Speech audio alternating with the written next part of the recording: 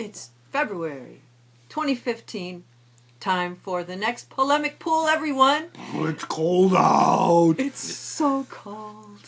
But so why don't we have a warm discussion? let's heat it up, damn it. What do we got? Hello, everybody. We love you so much that we're gathering together to give you our thoughts, and you can do whatever you want with them, but we're going to try hard to bring it to the depth and height that you deserve. That was Laura, and I'm Jerry, and we have Steve here to my left.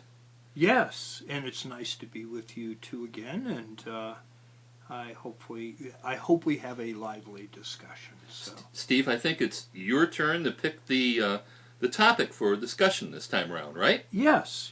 I thought we had a great conversation last time, and what I wanted to do is broach the subject of atheism.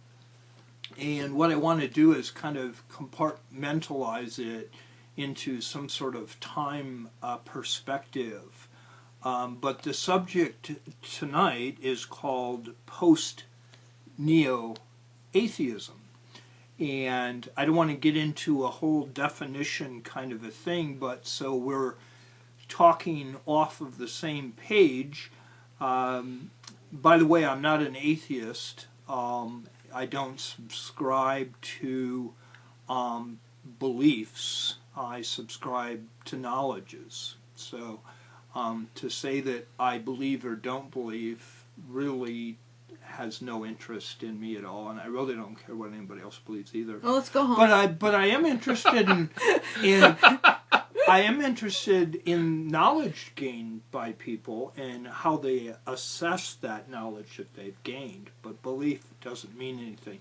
But be that as it may, the neo-atheism today, just to kind of go back to throw some names pre-neo-atheism, I think Thomas Paine, you'll probably all agree, would be a classic atheist, quasi-atheist, and also one of our founding fathers.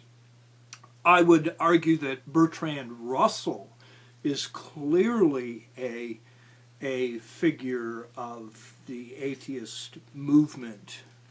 I think Charles Darwin, just by default, just by the fact of what he did and created for science and creation myths, I have to put Charles Darwin into that old atheist group. And one that some people may find surprising is Madeleine Murray O'Hair.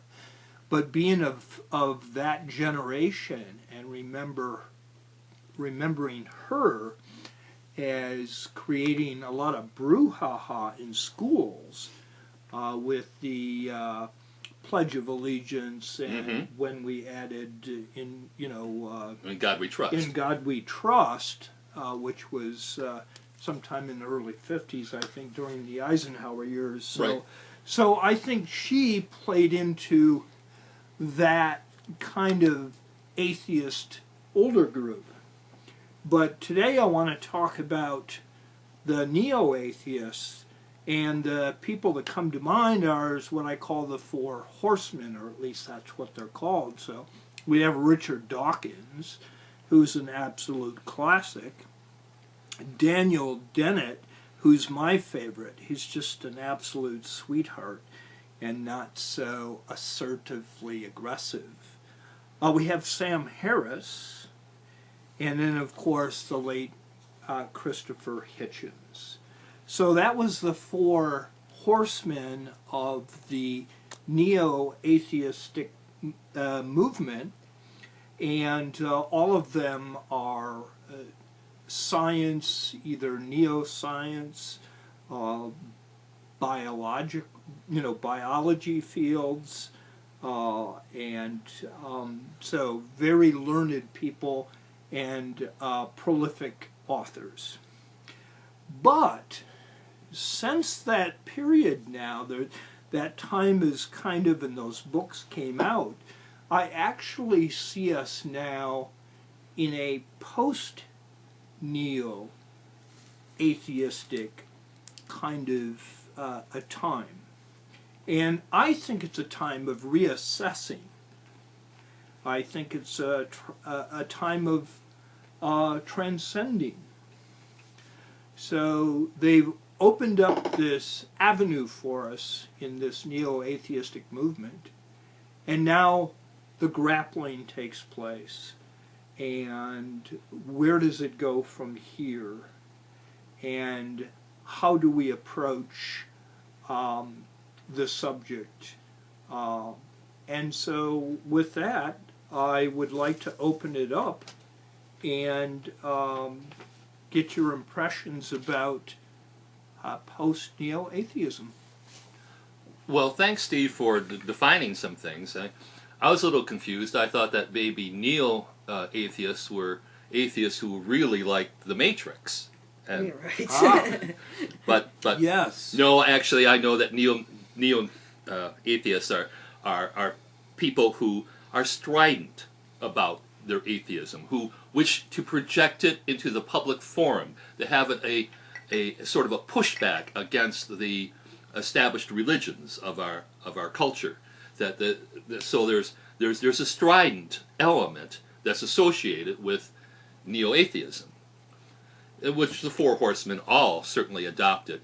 Public debates, etc., Yes. willing to engage all sorts of religious and badass folks. smart mouths too. Exactly, and they were. So, have you seen any examples of this post neo-atheism that you're talking about? Well, I can speak from a couple different vantage points. I can tell you about my own ventures or journey, as I've read mostly, if not all, the books that the aforementioned horsemen have written. And I think I have a better feel for where they're coming from. I'm somewhat uncomfortable with the what I would call the fixation with science. Now, don't misinterpret what I'm saying. I think humans, one of the few tools we have to identify facts from fantasy is through the scientific method, and also critical thinking, which I think is all part of that science grouping. So, I'm not poo-pooing science. I'm just saying that science is not the end-all, be-all. And I think of a lot of the people that were on the fence, as Laura likes to use the word straddling. I'm not sure that science is necessarily the way to do that all the time. As a matter of fact, it can be a turn-off. To draw people in? To draw people in and to make them think about a whole, buffet of issues surrounding, life and values and ethics and where our morals are derived from. And science can sometimes leave you a little cold. Right. Now, what I actually like about the atheist movement, not that I am, by the way, either, but what I like about it is the emphasis on humanism and on natural reflectionism, a new naturalism that has emerged. And that has a rather softer side, if I may say, a softer approach, because it deals with issues of conduct and morals, and what is my position in relationship to other people. How do I behave? Being either an atheist or simply a non-religious person, how do I approach life? Where do my morals come from, etc. That's a philosophical approach that is rather warm and fuzzy in many ways, and has an appeal to, I think, a lot of the younger generation, a lot of the more educated folks from college and such. Yes. And I appreciate that because I can draw from that. I find I don't take much gratification with wrestling with fundamentalists. I find it a kind of a waste of time personally. I don't get any personal enjoyment out of it. Somebody's got to do it, I suppose, but it's not something I'm interested in doing. Right. I'm interested in finding new things, new knowledge. I want to talk. Can I talk? Get in there, Laura. Get in there. Thanks, Jerry and Steve. I like your topic, and you introduced it beautifully. The best metaphor for me is the camera, old school lens, focusing in and out. And I think it's clear that humanity has been developing over time and kind of expanding our consciousness. And if you look way back in time, even the idea of an individual with individual thoughts was carving out new space.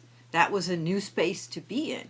So when you're talking about people from 200 years ago, they were on the forefront of developing humanity. So they had this idea of there not being a God. That was radical. And now we've come, I think, to the end of exploring that particular path. Right. And so now we want, as people in general, we want to expand that path further in new directions. So we have people doing that and kind of pushing down walls that were there. So we have people like Richard Dawkins, who I think is a splendid asshole. And he's so articulate and he's so educated. You can't really argue with that man. Can you imagine trying to debate him? He's going to beat your ass. He's going to pull out facts from somewhere and you're just going to be like, I feel like I want to take this somewhere else, but he won't let me, Yeah. You would just, at least I would, I'd pretty much be slaughtered by his huge mind, which is better than mine. However, I listen to him, I think, you're an asshole, and as a human being, I had an adolescent period where being an asshole, I think, is what you're supposed to do. Absolutely. As an adolescent. Absolutely. That is the time in your life when you can kind of expand out and push the boundaries. And so we're at a sort of adolescent phase of this entire vein of thinking and development. That's how I see it.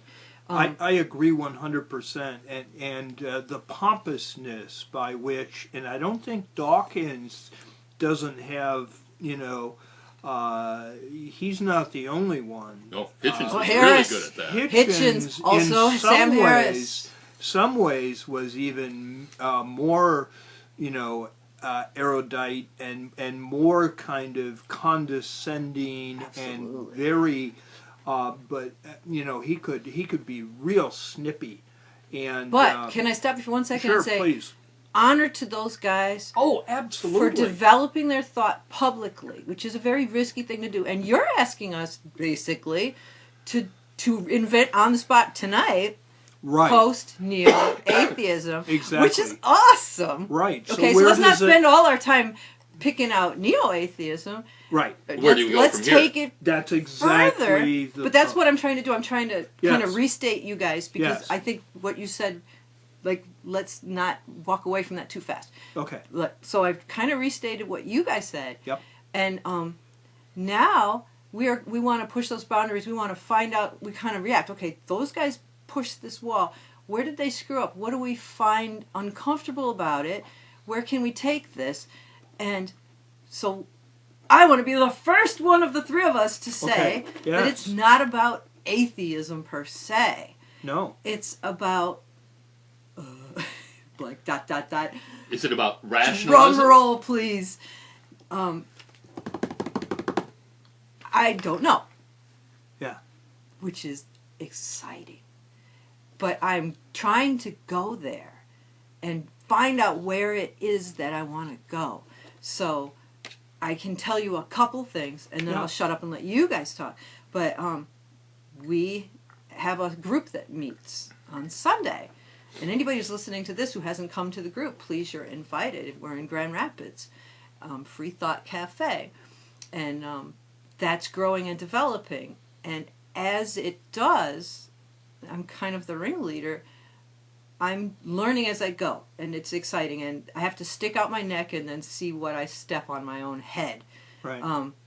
But I think it is about community, developing each person, giving each person the space to be the best they can be and accept them as they are, with their warts, not trying Sure. to, rein people in too Right. much. Right. Do no harm to other people. It's one of the, the chief principles. And share what you can. And then also, I think this is important. It's not that, like, opinions aren't that important. Right. They can change. You started out, Steve, with some really good thoughts on having ideals and principles and how you don't, what did you say? You don't have any core values. Right. I think you said that before we started the podcast. I thought Yes. that was hilarious. Yes. Steve doesn't It's have true. any core values. No. Not that I can think of. He doesn't put opinions on like hats and never take them off, but you're interested in facts. Yes. But kind of not just paradoxical, facts. isn't it? There's something else. There's something else besides facts that makes us up, and I want to call it, for the moment, intention. I want to have a good intention towards other people and with my life. I want to curate my own thoughts, and help other people curate their thoughts. I feel that what's in your head, science can't measure, and it's really important. And whatever's in your head and other people's head is really what matters. Yeah. Now, Because it's hard to define. what I like about what you just said, Laura, is that it's an extension of our conversation of last week, of how It do is. we regard other people? Yes. How do we act towards other people?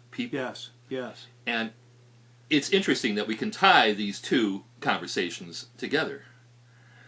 Myself, I'm not above using terminology to help root me Sure. and then expand from there. Sure. So I'm interested in concepts like rationalism, having a critical thought process, a certain rigor, so that I can explore concepts, beliefs, ideas, opinions in a rational, logical sort of way. Have tools to break things down and see what I can get at. So I'm for rationalism. I'm also for humanism, because I think it's an approach that so many people can take, both who are religious and non-religious, can find the value of humanism.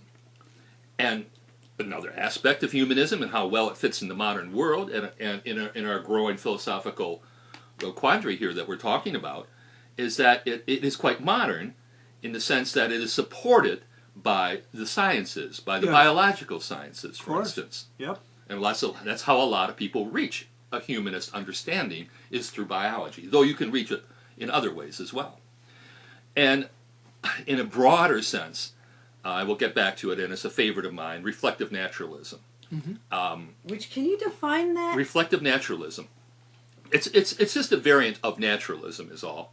Naturalism is a way of deriving knowledge and action based upon one's observation and integration with the natural world. Sure. So you observe the natural world, you try and draw truths and strengths from it and employ it into your life. It can be, you can be a scientist and be a reflective naturalist. You reflect upon nature and then you examine it in a scientific, empirical kind of way. That's one approach. So you can be a scientist and be an empirical naturalist. Or you can be more of a philosophical naturalist. Or you could be both. Right. These are all tools. And I'm a little bit of all those things. So that's my concept of where I'm trying to go in the post-Neo-Atheist world. Well, good points by both of you. As I look at my journey through post-Neo-Atheism, the one thing there's two things. One I don't want to do, or prevent myself from doing, or trying to back off from that, and then one that I think the direction I want to go. Here's the one I don't want to do. This does tie into our last conversation. Remember, Jerry, when you said some people don't have the wherewithal to be able to help and to be able to nurture other people because they're where they are right there at that moment. And I think to demean, to criticize, and to call people stupid or irrational or whatever because they believe in gods, I think is really unfair. They are where they are for a reason, and they're going to stay there as long as they need to stay there. And for an atheist or a non-theist or someone that doesn't subscribe to theism, by you attacking them or questioning, questioning their intelligence, I think is really shameful. Thank you. It is absolutely shameful. Okay, so that's you've the bad thing. You've just put out a tenet of post-Neo-Atheism. Yes. Okay, good. Now, that's what I don't want to do. Yeah. That's where the Neo comes in, or that's where the post-Neo comes in. Now, what do we do with it? I'm convinced, unless you can deconvince me, that brain plasticity is the direction I think that a lot of us are going to go. We are finding out through neuroscience that we can either through meditation, through some of the drugs that are being produced and are being experimented with, and perhaps a variety of things. What did Steve just say? That there are going to be ways we're going to be able to remold our brain functioning and find other pathways to find other ways of interpreting things in a more advanced way. And so brain plasticity, I think, is the direction that I see us going. That's some hopeful woo on your part, I'd say. Well, woo, yeah, I wouldn't call it woo. Woo would be like a Ouija board. Woo would be tarot cards. But we've already proven that the brain can recreate, can actually develop synapses, and we can redirect. Well, let me get a real basic thing. When someone's arm is amputated, the brain is still giving signals to a armless arm that there's pain, knowing full well there isn't. Okay? Now, if that circuitry is there, there's a whole lot of circuitry we can work with. And I think that's where I hope the direction is going to go. So we will go from the reptilian kind of controlled brain that we have now, even though our frontal lobes are developing quite well, but we're going to be able to go to the next level. We have to, dude, because we've got these computers. Pretty soon, like I remember saying here, pretty soon you'll be able to use your 3D printer to make a gun. Yes. But that was a weak thinking. Pretty soon you'll be able to use your 3D printer to make artificially intelligent drone swarms. Yes. And we need that frontal lobe. We need the next level to cope with what we're going to create. But I don't want to go in the future. I want to stay here. Okay. But I love what you just said. Jerry, you want to talk? Well, I did want to challenge Steve a little bit there, so Please do. make him be a little bit more precise. Get to his his woo point. was a little yummy, bit. yummy woo woo. I still think it. With trains in the background, by the way. I still think it No, rather it's wishful true. thinking, though.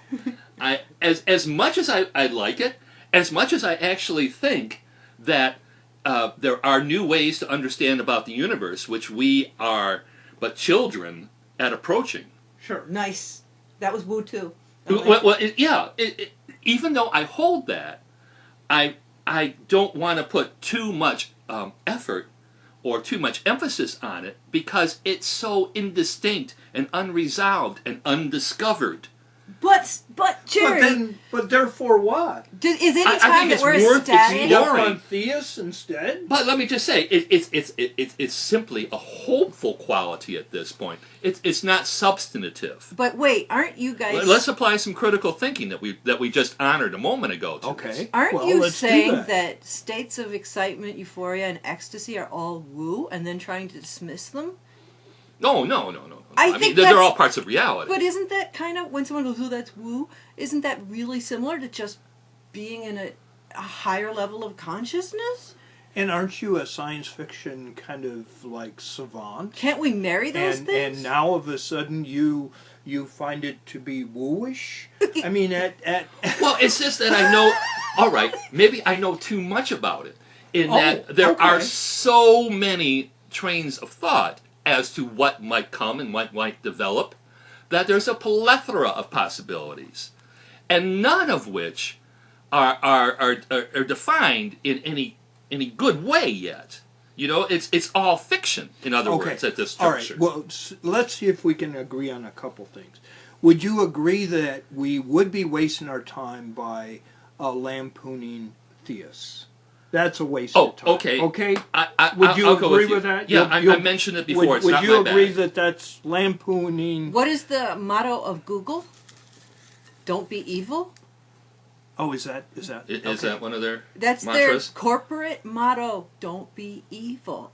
Okay. So I want to expand beyond don't lampoon theists, because that's kind of evil. I see that as freaking evil. And You non-productive. stupid person non-productive. who Which is kind of an believes. ironic word coming, evil and Real briefly, I think you Right. have to set up an alternative, which is what I was talking about before with humanism and reflective naturalism. That we have to set up a philosophical alternative to attract people. Be good. But, Right. but, That's but wasn't harder. that but aren't you going back to Neo-Atheism?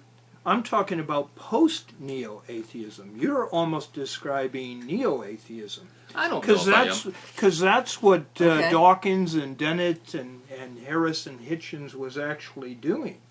But they were doing it in a manner that was attacking theism. Okay, let's use science, Okay. but let's not be reductive Okay. in okay. post-neo-atheism. Okay. Okay, science Yes. can be by nature. It's going to be reductive. Definitions are reductive. So you want us to define something, but I Yes. don't want to reduce it. Yes. But we're all looking at consciousness, expanding consciousness. All three of us here. Yes. Very important. So we need room for that to happen. We need to carve out some space for that. How do we, and I know Jerry's a little suspicious of this brain plasticity thing, but there will be methods developed, but now we just have kind of the rudimentary things like meditation and reflectiveness and self-examination and quiet time, which I think is so vitally important now. I work at a place which I won't name, and everyone is so frenetic with all their behavior that they're bright people, but their brains have been taken over by expediency, and that's the goal. How fast can I get this done so I can start something else? I was talking to a customer today, and we had this discussion about sports.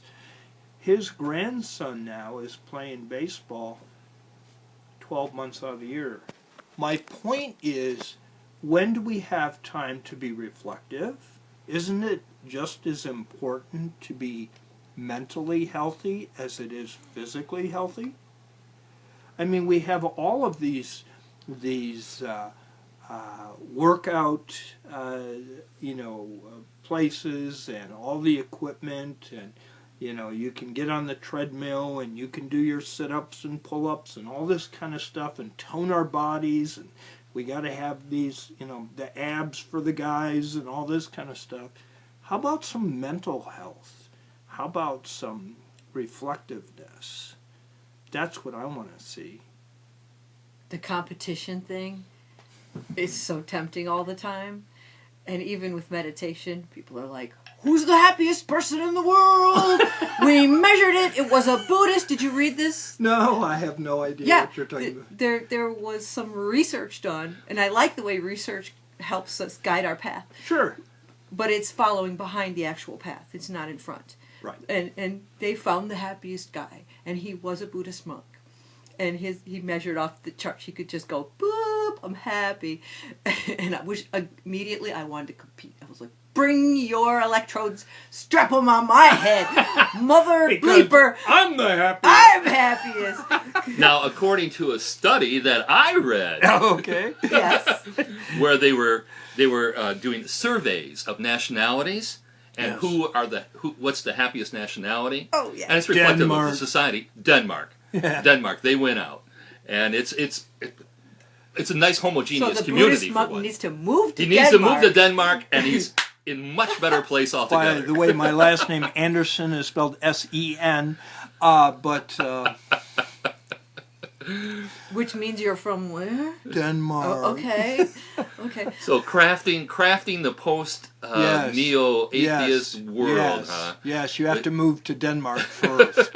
But Of we've course, also then you get attacked by terrorists you know- because, Right. so you don't win. But there's a lot of studies lately that show, for instance, how racism works in our brains. And they're Yes. really interesting, and racism interests me personally because in my family there's a rainbow. Sure. No green people, but I feel spray-on tans need to expand their palette. Yes. So we could have blue and green people. You're supposed to laugh, that was a joke. But I'm Some with jokes you. are better than others. You guys tell that joke and you're going to get laughed. It's yours. But, Don't do Well, stand up. we should Okay. actually be kind of wrapping up our conversation here. okay. Wow, that went too fast. I know. Yeah, but Well, the give us science your- is so useful in exploring our own minds and then telling us what you as an individual might say, but nobody's going to respect it. But then you whip out a study. My kids have been on Facebook battling each other with studies showing which birth order kid is smarter. It's hilarious. Okay. Yeah, Yeah. but we can explore our own thing, and then we can use those tools to understand ourselves better and apply them, and that helps you empathize with others, and that's so important. And I think on a long enough timeline, this is one of my little slogans I made up, I keep using lately. On a long enough timeline, you can forgive anyone anything. Because you can look back and go, wow, that person came from that country that had that horrible dictator. And yeah, I'm thinking of a certain individual. So I understand why she's paranoid and kind of vindictive. And that person came from Denmark. I understand. You know, you came from this place. Your childhood was like XYZ. We're all really similar in Right. a lot of essential ways, but we have to bring out qualities in each other. We want to let everyone bloom, and we want to kind of trim off the vicious, raggedy parts so that we can work in harmony together without crimping potential.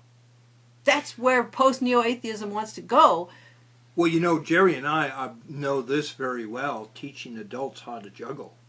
One of the most discomforting things for many adults, especially men, some women, is the embarrassment of failure. Yeah. And so they avoid any new kind of whatever because of being embarrassed.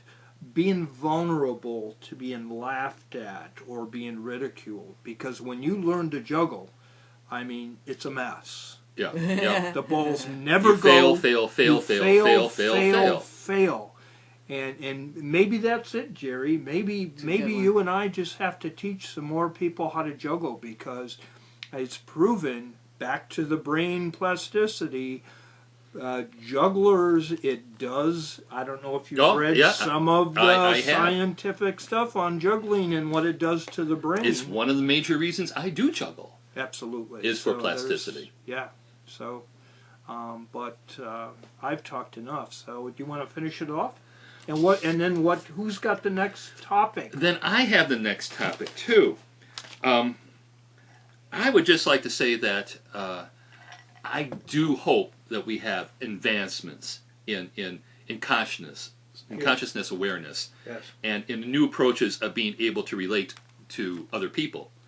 I am aware of some scientific background and studies, for instance, in meditation affecting the crime rate in cities where good numbers of people meditate, it lowers the crime rate. There is a correlation. There's been several studies done in that respect. Wow. So there's new areas of research that I certainly hope are going to be developed. I think that there's a broad range of things. We're just at the beginning of our understanding of consciousness, of what we can do, of what we can achieve, and how we can look at the world and how we can change the world. Yes. And I'm not quite sure how this all actually wraps up with the whole atheism thing so much. Sure. Maybe it does, but I think only tangentially. Sure. But you know, that's discussions. That's where they go. And I guess I'm in charge of the next one. Now, we might be having a field trip. So that's out there. That's got to be nailed down. So that's a possibility. There could be a surprise coming in the future. Where are we going to? Well, I don't want to say until it happens. But if we can't nail it down, then I guess it's my turn to pick the topic. And since we seem to be on a sort of new kind of beat, I thought I'd deal with what it is to live holistically. And I have some ideas about that. I'm sure that you folks do. We can have that as sort of an extrapolation of our conversation of how difficult it is to operate in the world, in our capitalistic, stressful society. And we're talking about maybe some good things that, of late, which I kind of like, of some positive things that we can bring to the table. And so I thought I'd explore the holistic life. You know. That sounds good. I want to say something. Don't turn it off. No, I'm just trying to get to it. Okay, because I feel like I'm entitled to one more little chunk. Of course. Sure, go ahead. Great. As for post-Neo-Atheism, I think the atheism branch of development is sort of hit a wall, and we want to kind of head back into the main branch now. That was an important place to go as humanity. But in the same way that we're kind of throwing away sexually all the boundaries. I mean, I had a girl recently, someone's, and